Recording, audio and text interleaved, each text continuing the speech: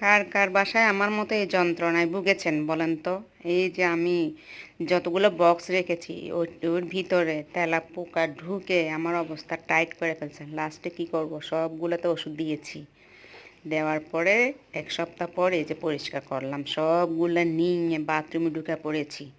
যে বসে সব হুইল পাউডার গরম পানি দিয়ে ভিজে দিয়ে এখন সব ওয়াশ করা হচ্ছে।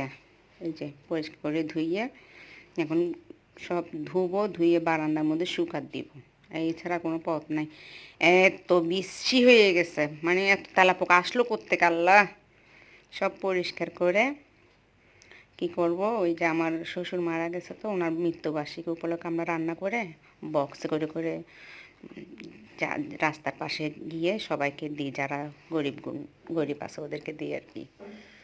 ফকির মিসকিন খাওয়াই, এতিমখানার ছেলে মেয়েদেরকে ডাক দেয়, কোরআন শরীফ খতম দিয়ে এই যে ধুয়ে সব শুকা দিয়ে দিলাম।